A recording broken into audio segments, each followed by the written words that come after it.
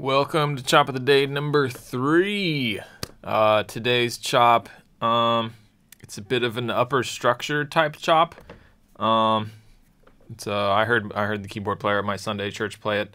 So let's give it a listen. Here we go.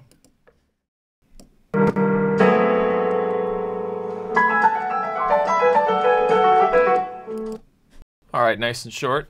Let's take a look at what that is.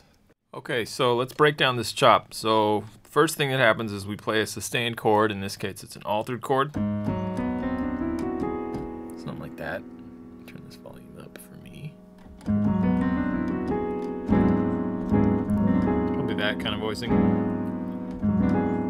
And then we have these upper structures in the right hand. Now it's an E triad, then a D triad, E triad, D triad. Now anybody who knows jazz theory will know that over an A flat 7 chord. Those are usually the shapes you'll consider. In your left hand you're gonna play this, then in your right hand you'll play an E triad. So A flat. Here's your A flat root the bass player's playing. Here's our dominant shape that we're playing in our left hand, and then. So for this particular chop, it's just it's kind of a, I don't want to say arpeggiation, but we'll kind of call it that's what it is. It's a broken triad. So if you can do this with one hand, it's kind of, let's see, it's pinky, first finger, then ring finger, thumb. Kind of follow that same pattern. So pinky, first, ring, thumb. If that's difficult for your hand, like it is for me, you can just omit the. You can get rid of this note right there. You can make it just like this, and then it just becomes. It's just a real simple triad shape.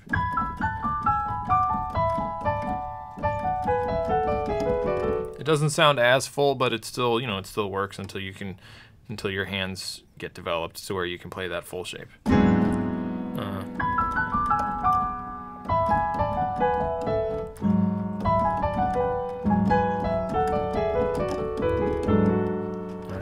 So let's talk about some variances that we can do for this, because upper structures, they're very wide, and there's just so many that are out there that we can play on top of chords.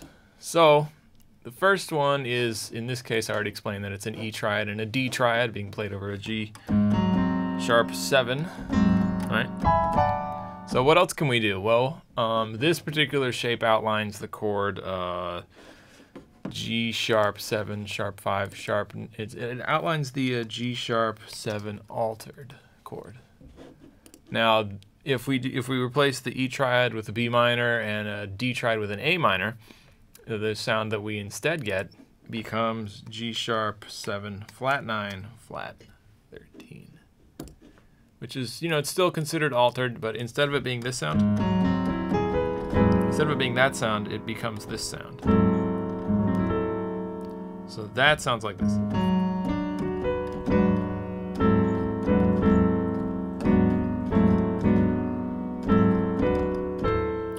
Is that right?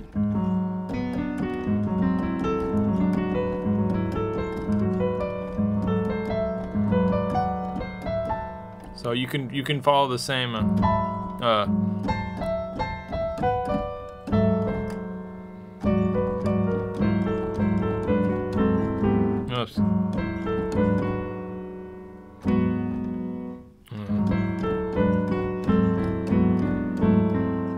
You started up high. If you can develop speed with it.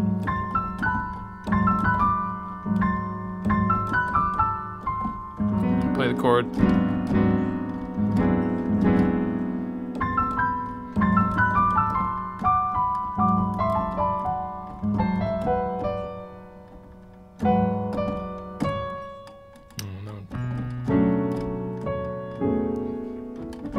Probably going to resolve to that. Okay, so another thing that we can do for more of a sus type sound is if we do B flat minor. So B flat minor triad to regular A flat triad.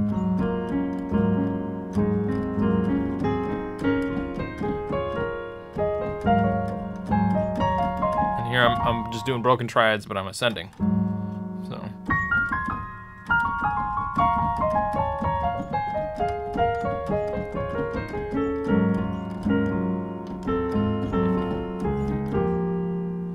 Okay. So that's sort of like a sus type sound. Let's comment that in there. This would be like an A flat 7 sus type sound. Okay, so now if we have C triad, or if we're dealing with major chords, I'll just do the bare bones C major. Everybody knows this one. So a way you can vary it is instead of doing C triad, you do E minor.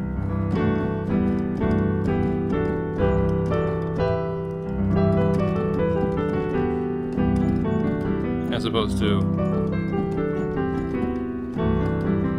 you know, it adds that extra 7th.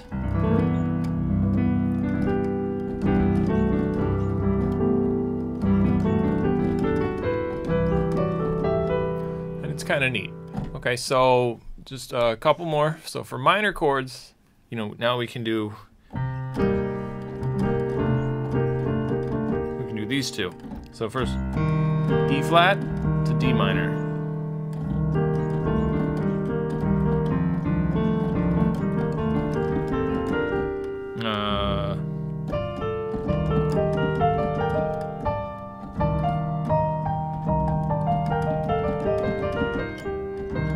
I think I played that wrong, but you get the point. Okay, so then the last one we have is we can do again over C minor, G minor to F.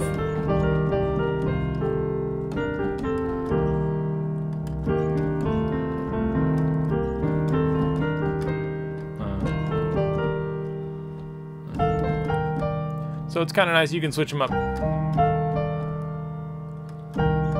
So here's E flat to D minor. Oops. And then